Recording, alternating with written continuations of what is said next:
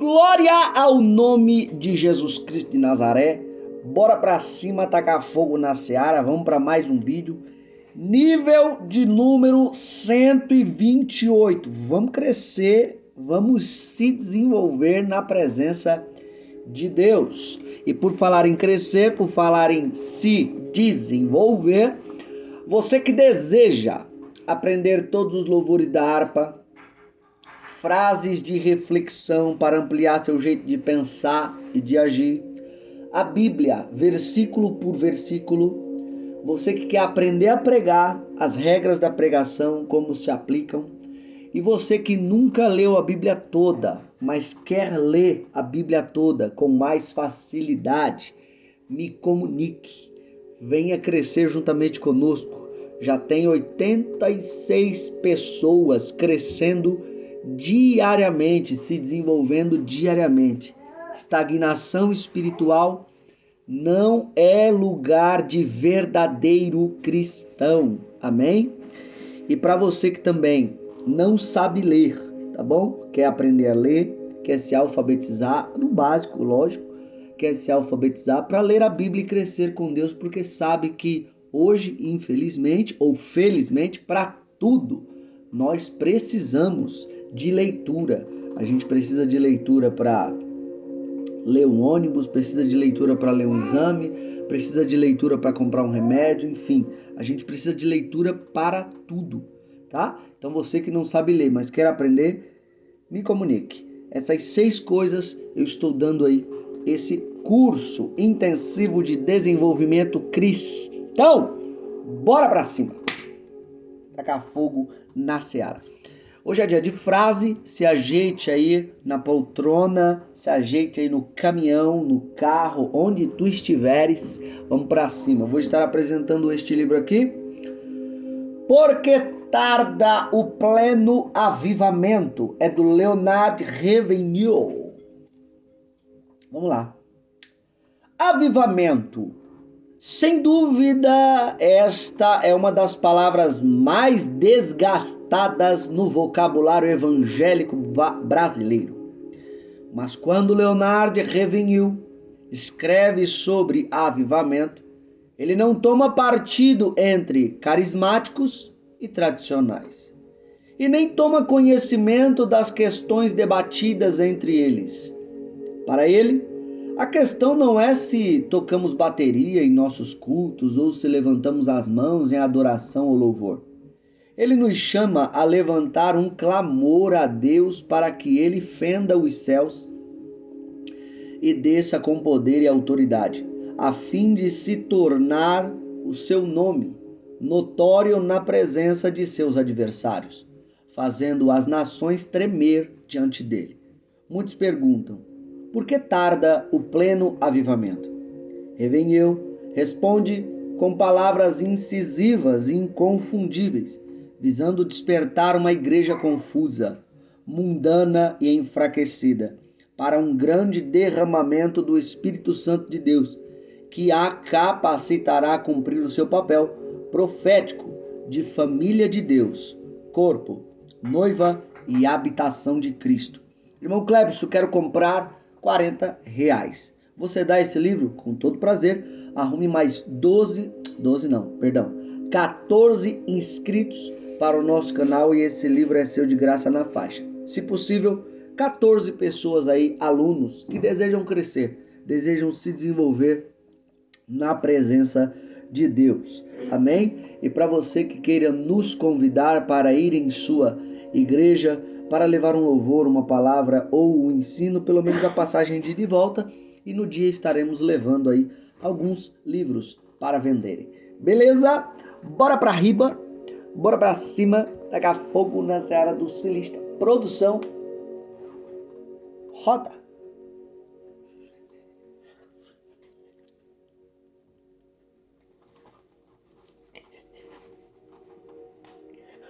Você é uma bênção. Você é próspero, você é grande, você tem um futuro lindo na presença de Deus. Bora pra cima. A frase de hoje é essa aqui, ó. Feliz o homem a quem Deus entristece e leva ao caminho do sacrifício, porque o próprio Deus será seu alívio e sinal. Vou de novo. Feliz o homem a quem Deus entristece e leva ao caminho do sacrifício, porque o próprio Deus será seu alívio e sinal. Já que a primeira palavra da frase é felicidade, feliz, a gente já começa expondo o pensamento de que a felicidade que muitos no mundo querem não é a mesma felicidade de Deus, que Deus quer para o mundo, que Deus quer para os seus filhos. Repare bem, pergunte para alguém o que é ser feliz.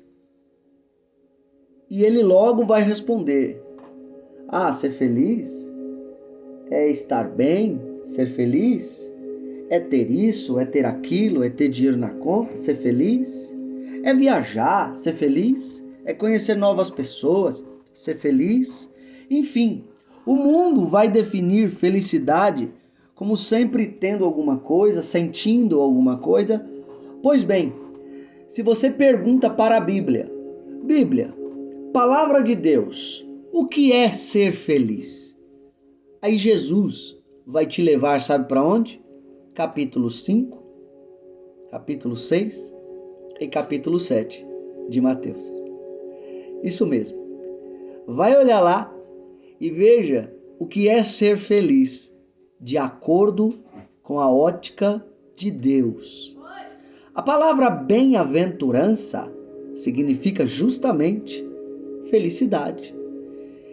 E aí você vai observar que no capítulo 5, Jesus começa: bem-aventurados os pobres de espírito, porque deles é o reino de Deus. Ou seja, felizes os que se esvaziam de si mesmos, porque deles é o reino de Deus. Enfim, eu não vou tratar versículo por versículo, mas porque a gente está falando de felicidade, a gente já começa mudando aí o nosso pensamento sobre o que é ser feliz. E a gente tem que buscar ser feliz de acordo com o que Deus diz o que é felicidade. Beleza? Agora vamos lá. Feliz o homem a quem Deus entristece e leva ao caminho do sacrifício. Por incrível que pareça, o nosso mestre Jesus, quando ele falou de felicidade, ele não quis falar de felicidade para você buscar fazer o que você quiser, para você buscar falar o que quiser, para você pensar o que quiser. Você é livre, você pode fazer o que você quiser. Não. Felicidade, de acordo com Jesus, é sacrifício, é porta estreita. Por incrível que pareça, o mundo está pregando essa felicidade liberal e nunca se ouve tanta gente, nunca se viu nem se ouviu tanta gente com depressão, tanta gente com ansiedade, tanta gente estressada. Ué, se realmente a felicidade ela é liberal, por que tem tanta gente doente? Você entende? E aí Jesus vai tentar nos explicar o que é a verdadeira felicidade. O que é, Jesus? A verdadeira felicidade. A verdadeira felicidade é porta estreita, não porta larga. A verdadeira felicidade é um caminho de sacrifício, não um caminho de prazer. Se você seguir pelo caminho de sacrifício, você, além de crescer e se desenvolver na presença de Deus, você vai ter prazer na alma, você vai ter prazer na mente. Agora, se você só seguir um caminho de prazer, infelizmente a tristeza vai te abraçar com muita força. A tristeza vai te abraçar com muito gosto.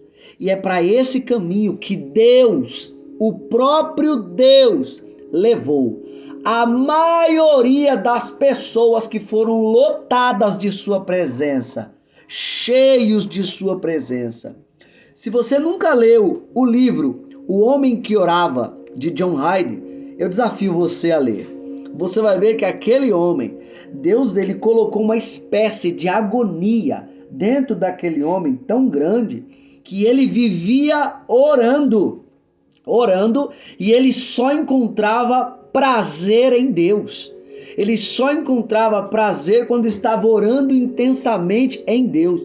Deus o enchia de agonia, Deus o enchia de uma suposta tristeza, ao ponto dele só sentir prazer e alegria na oração.